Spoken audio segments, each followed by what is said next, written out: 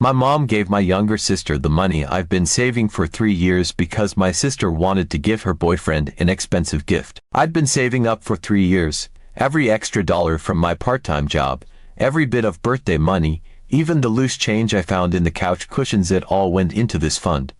It wasn't a huge amount, but to me, it was everything. I had plans for that money, big plans. I'm talking about finally getting my hands on that motorcycle I'd been dreaming about since forever. It wasn't just any bike, it was the bike, the one I'd been drooling over online, reading reviews, watching videos of. It was freedom onto wheels, a way to finally break out of the monotony of life and just go. But then, in one conversation, everything fell apart. I came home one day after work, and I noticed that my mom and my younger sister, Lily, were sitting at the kitchen table, deep in conversation. That wasn't unusual, they were close. Lily, being 4 years younger than me, was still in high school and had always been the baby of the family. She had this way of getting what she wanted, but I never thought it would go this far. I grabbed a soda from the fridge and was about to head to my room when I heard my name. I paused, not out of any real concern, but more out of curiosity. "I just think he'll understand," my mom was saying. Lily nodded, her expression serious, almost contrite. "I know, but I still feel bad." "You don't need to feel bad," Mom reassured her. "It's for a good cause." My curiosity turned into a sinking feeling. I knew that tone of voice. It was the same tone my mom used when she was about to break some bad news but was trying to cushion the blow. "What's going on?" I asked, leaning against the doorway. Mom and Lily looked at each other, and Lily suddenly found the pattern on the kitchen table very interesting. Mom sighed and gestured for me to sit down. "Okay, so, you know how you've been saving up for that motorcycle?" she began. My stomach twisted. I didn't like where this was going. "Yeah," I replied cautiously. "Well," she continued, "Lily's been in a bit of a situation." Lily finally looked up at me, her eyes wide and full of that practiced innocence. "I didn't mean for it to happen like this, I swear." I stared at her, waiting for some sort of explanation. None came. Mom sighed again, and this time she just blurted it out. "We've decided to give the money you've saved to Lily so she can buy a gift for her boyfriend." At first, I thought I must have misheard. Surely, they couldn't be serious. I mean, this was a joke, right? Some kind of messed up prank. "What?" I finally managed to say. Lily bit her lip, looking genuinely remorseful. "I know it's a lot to ask, but Jake's birthday is coming up, and I really wanted to get him something special. He's been going through a rough time, and I thought maybe this would cheer him up." I blinked, trying to process the absurdity of the situation. "So, you're taking the money I've been saving for 3 years to buy your boyfriend a gift?" Mom interjected before Lily could respond. "It's not just any gift, it's something really meaningful. He's been there for Lily through some tough times, and this is a way for her to show her appreciation." I couldn't believe what I was hearing. "You're serious, you're actually serious." Lily looked down again, and I could see her guilt, but it didn't matter. This wasn't just about the money, it was about the principle. I'd worked so hard, sacrificed so much, and they were just taking it away like it was nothing. Mom must have sensed the anger building inside me because she quickly added, "We'll make it up to you, I promise. I'll help you save up again, and I'm sure your dad will pitch in too, but right now, Lily really needs this." I felt like I'd been punched in the gut. They weren't even asking me. They were telling me, this was already decided. My feelings, my plans, they didn't matter, not compared to Lily and her boyfriend. I stood up, the chair scraping loudly against the floor. "I can't believe this," I said, my voice shaking with barely contained rage. "I can't believe you would do this to me." Lily reached out as if to touch my arm, but I pulled away. "I'm sorry," she whispered, tears welling up in her eyes. "I really am." But I didn't care.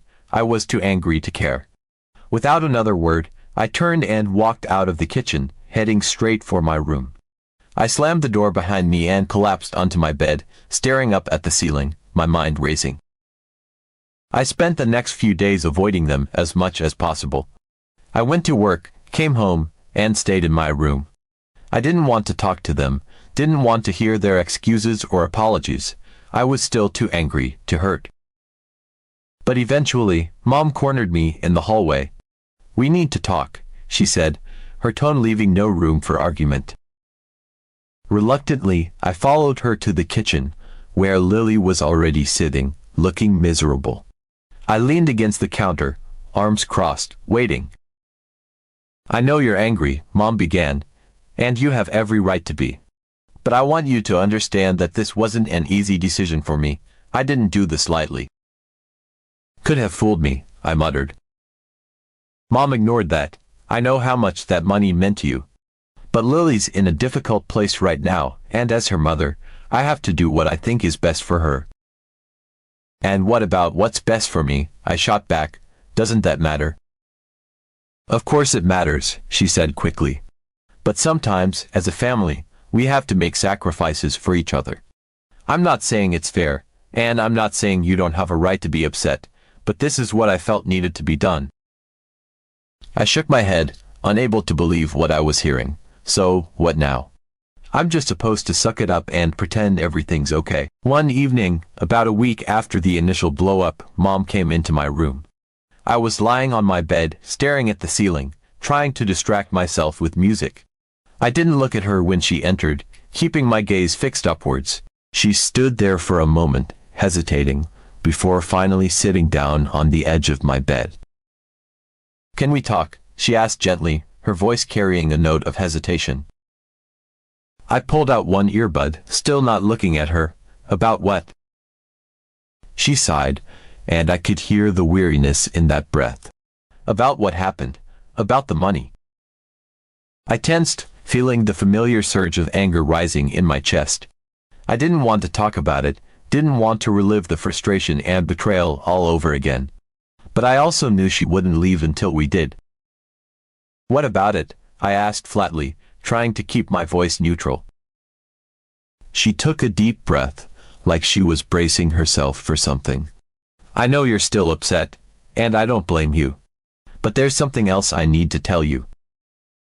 Now she had my attention. I turned my head to look at her, seeing the worry etched on her face. "What is it?" "The money I gave to Lily. It wasn't enough," she admitted, her voice barely above a whisper. My heart sank. "What do you mean it wasn't enough?" She hesitated again, her hands wringing together in her lap. "The gift Lily wants to buy for Jake, it's more expensive than we thought. The money you saved up, it covered most of it, but there's still a little bit more that she needs." I stared at her, disbelief washing over me. "Are you serious? You're telling me that not only did you take my money without asking, but now you want me to give more?" "I know it's a lot to ask," she said quickly, her voice pleading. "And I hate that I'm even asking you this. But Lily really wants to do this for Jake. She thinks it'll make a difference, that it'll really help him." I felt like I was in some kind of twisted nightmare. How could this be happening? How could she even think to ask me for more after everything they'd already taken?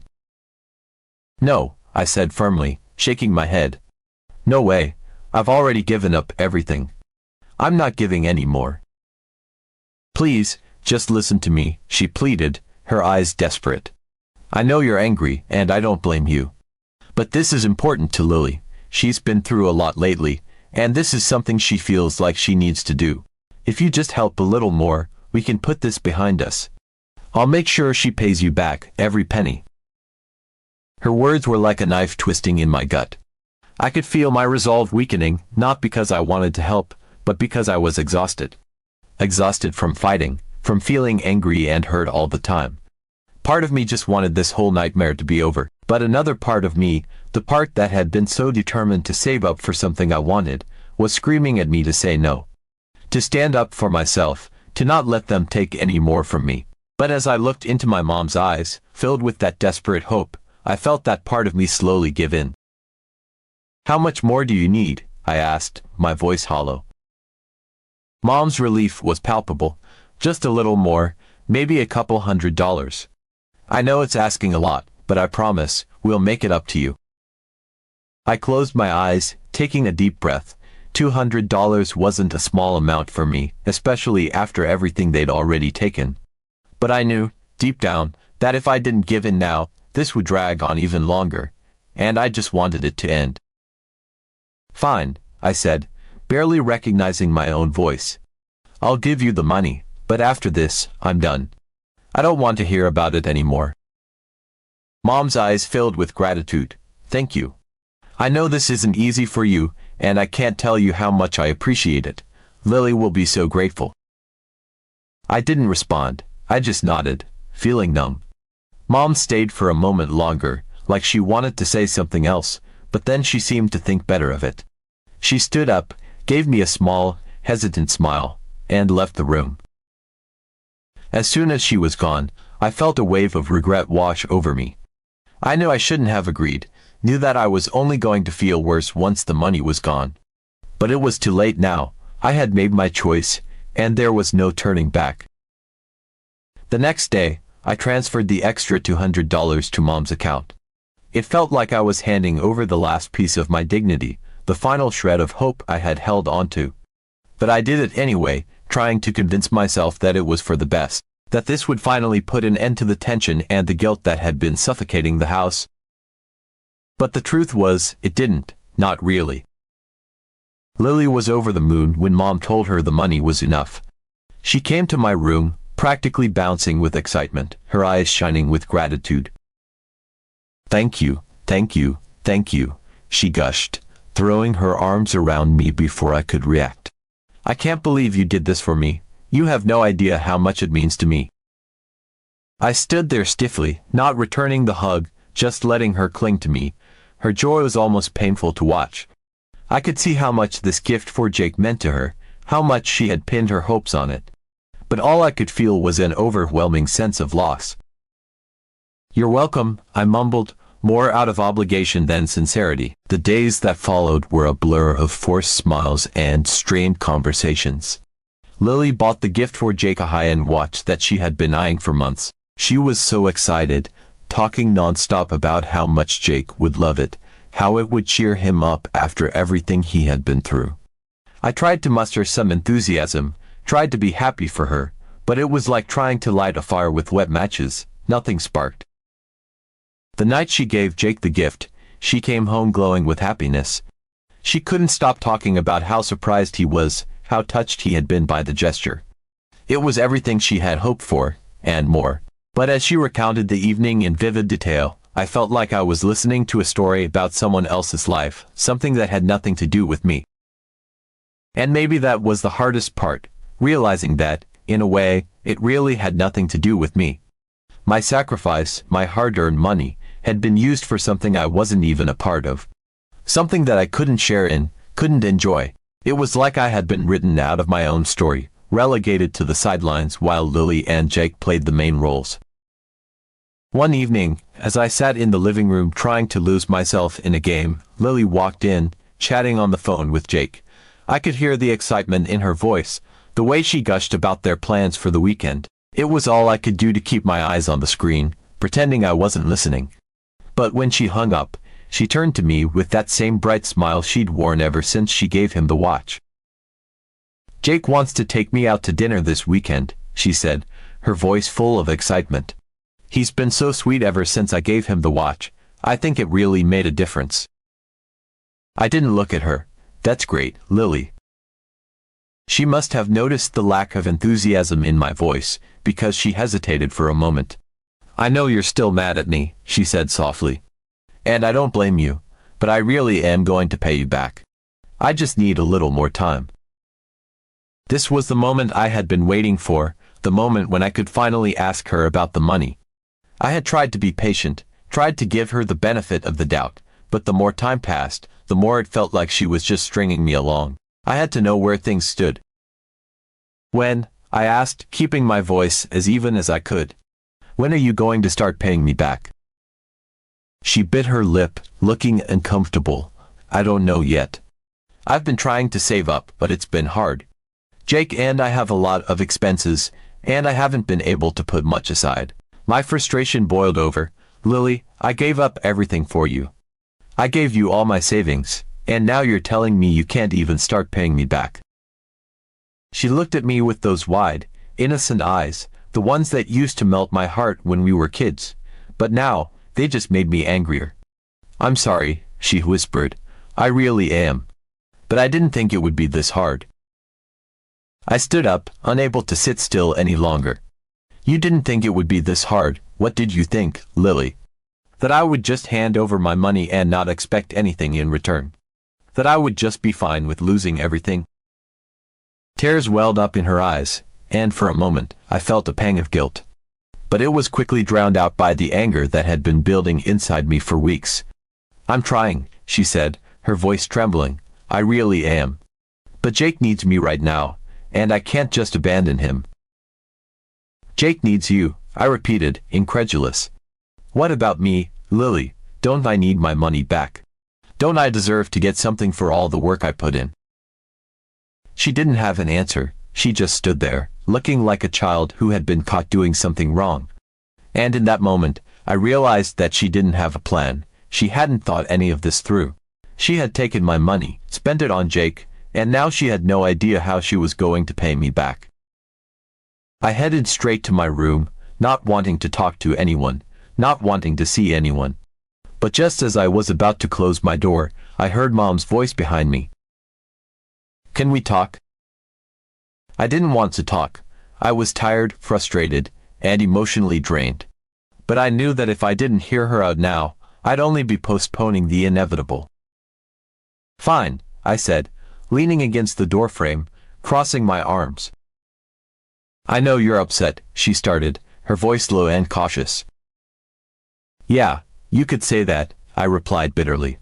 I'm just a little upset that all my money is gone and there's no plan to get it back. She sighed deeply, the sound heavy with guilt. I understand why you're frustrated, but you have to remember that Lily is your sister. She didn't do this to hurt you.